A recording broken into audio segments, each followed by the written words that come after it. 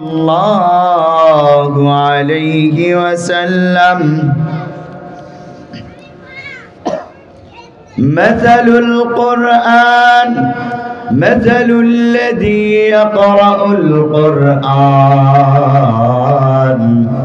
وهو حافظ له مع السفرة الكرام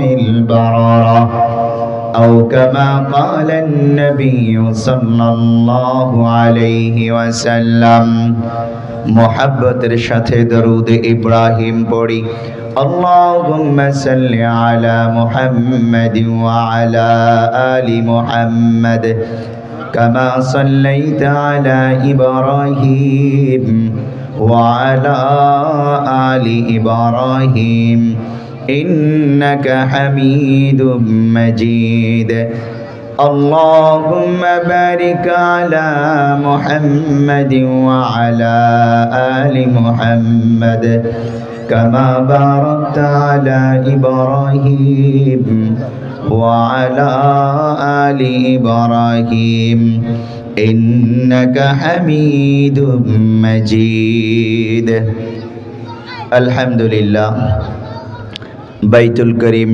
শাহী জামে মসজিদ ও বাহারুল উলুম বালক বালিকা শাখা মাদ্রাসা এর উদ্যোগে আয়োজিত আজকের এই বিশাল ওয়াজ মাহফিলের সম্মানিত সভাপতি জনাব খন্দকার আলী হোসেন সাহেব, উপস্থিত আছেন আমার শ্রদ্ধাভাজন ভাই জনাব মোহাম্মদ বাহাদুর খান সাহেব, উপস্থিত আছেন জাতির শ্রেষ্ঠ সন্তান মুহতারাম মুআজ্জাজ উলামায়ে কেরাম, সামনে উপবিষ্ট কোরআনের আশিক দ্বীনের সৈনিক মুসলিম ভাইয়েরা, পর্দার অন্তরালে অবস্থানরত আমার মা ও বোনেরা, আল্লাহ পাকের দরবারে অগণিত অসংখ্য শুকরিয়া।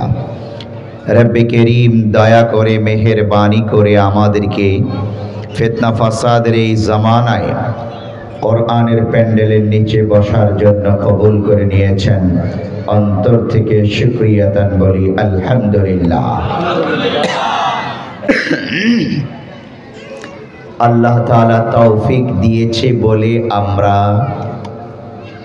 তাফসীর মাহফিলে বসতে পেরেছি। তিনি তৌফিক না দিলে আমাদের পক্ষে বসা কি সম্ভব হতো? হুসাইন বাগদাদি রহমতুল্লাহ আলাই অনেক আগের ঘটনা আমরা শুনেছি। তিনি বাজারে গেলেন, আগের যুগে দাস দাসী কিন্তু মানুষ, তো একটা দাসী কিনে আনলেন অল্প দামে। দাসীটা দেখতে কালো কিন্তু চেহারার মধ্যে এক প্রকার নূর ছিল। কিনে নিয়ে আসলেন। দাসী বলল, মনিব, আপনার ঘরের সমস্ত কাজ আমি করে দেব, তবে রাতের বেলা আমাকে ছুটি দেবেন, আমি আমার মাওলার কাজ করব। কার কাজ করবে? মাওলার কাজ। হুসাইন বাগদাদি বলল, খুব ভালো কথা, তুমি সারা রাত ইবাদত করো, আমার সমস্যা নাই, মঞ্জুর। দাসী দিনের বেলা সংসারের যাবতীয় কাজ করে আর রাতের বেলা মহান রবের দরবারে যায়, নামাজে দাঁড়িয়ে যায়।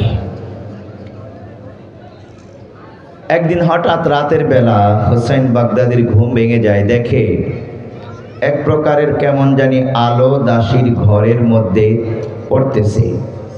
অবাক হলেন তিনি, কেন এই আলো আসে, কোত্থেকে আসে, আমার দেখা লাগবে। আরেকদিন রাতে তিনি চুপি চুপি উঠলেন, দাসীর ঘরের বেড়ার কাছে গিয়ে দেখলেন এই দাসী নামাজ পড়তেছে, মধুর সুরে তিলাওয়াত করছে, সুবহানাল্লাহ। অবাক হন, বাজার থেকে কিনে আনা একটা দাসী এত চমৎকার তেলাওয়াত করতে পারে, আর আমি বাগদাদের এত বড় ব্যবসায়ী হুসাইন বাগদাদি আমি এত সুন্দর তেলাওয়াত পারি না। নামাজ শেষ, এই দাসী আবার মুনাজাত করতেছে আল্লাহর কাছে, রব্বুল আলামিন, আমি তোমার এক নগণ্য দাসী, নগণ্য বান্দি, অনেক গুনাহগার আমি। ওগো আল্লাহ, তুমি যে আমাকে ভালোবাসো, এই ভালোবাসার খাতিরে তোমার এই নগণ্য বান্দিকে ক্ষমা করে দাও।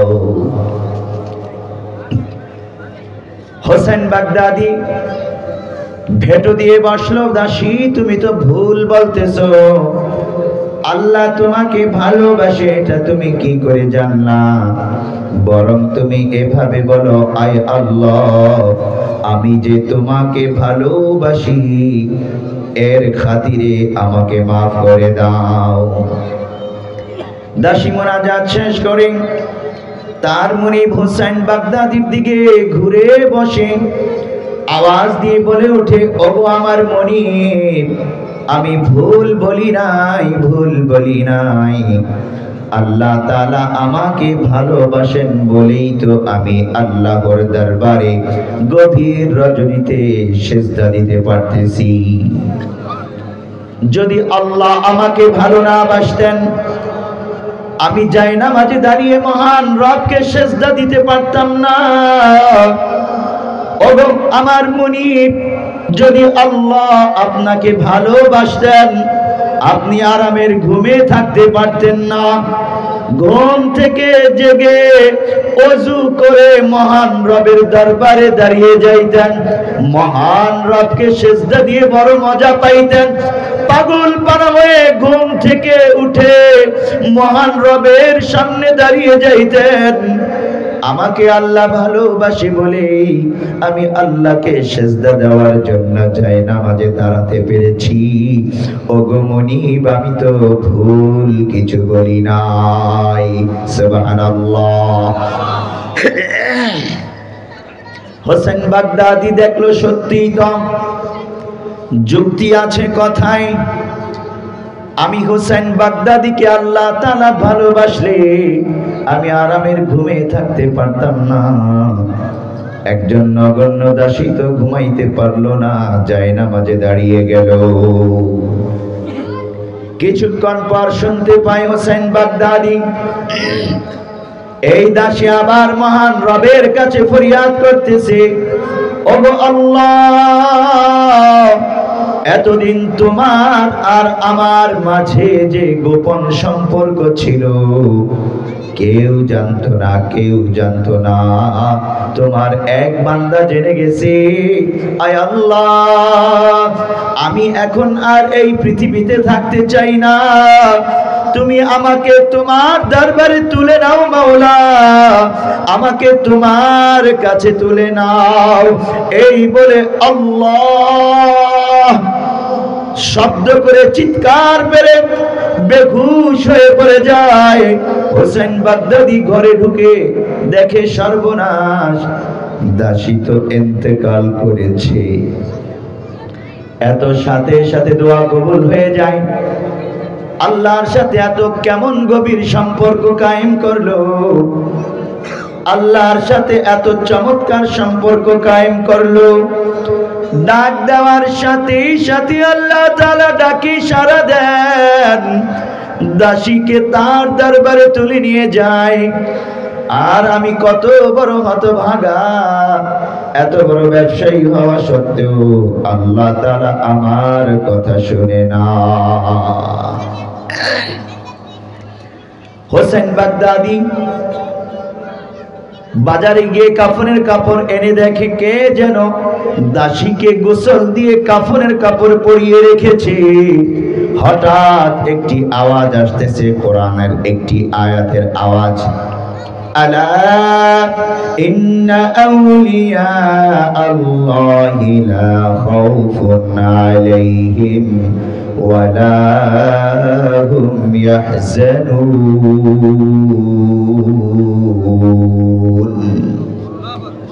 জেনে নিও, যারা আল্লাহর বন্ধু, যারা আল্লাহর বন্ধু হতে পেরেছো, তাদের কোনো ভয় নেই, কোনো চিন্তা নেই, কোনো পেরেশানি নেই।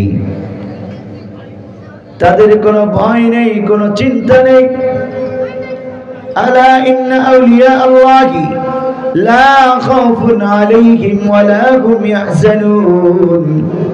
এই আয়াত শোনার পর হোসেন বাগদাদির ভিতরে আরো ওলটপালট শুরু হয়ে যায়।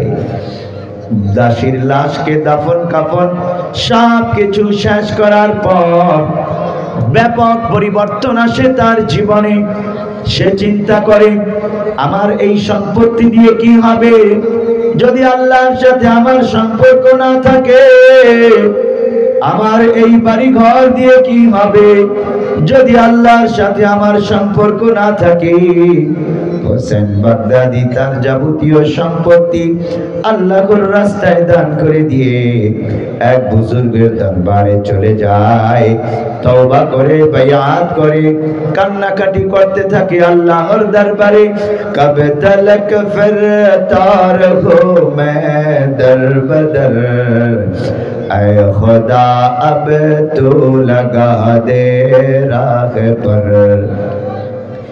ऐ खुदा मुझको पिला वहदत का जाम, कल्ब मेरा बन जाए बैतुल हराम।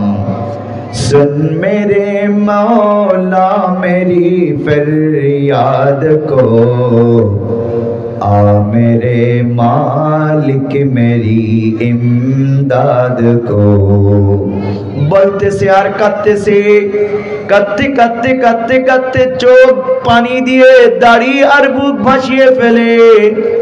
পরবর্তী ইতিহাস লেখে তাজকিরাতুল আউলিয়া নামক কিতাব এমদাদিয়া লাইব্রেরি থেকে প্রকাশিত তাজকিরাতুল আউলিয়া কিতাবের মধ্যে লেখে, এই হোসেন বাগদাদি পরবর্তীতে এত বড় আল্লাহর ওলি হয়, হাজার হাজার গোমরা মানুষ তার হাতে বাইআত করে। এই হোসেন বাগদাদির কাছে সবক নিয়ে অসংখ্য গোমরা মানুষ হেদায়েত পেয়ে যায়। সুবহানাল্লাহ। ও আমার মায়েরা, ও আমার বোনেরা, একটু চিন্তা করে দেখুন, হোসেন বাগদাদির জীবনের মোড় ঘুরিয়ে দিয়েছে একজন দাসীর জীবন্ত আমল। হোসেন বাগদাদি দুনিয়াদার ছিল।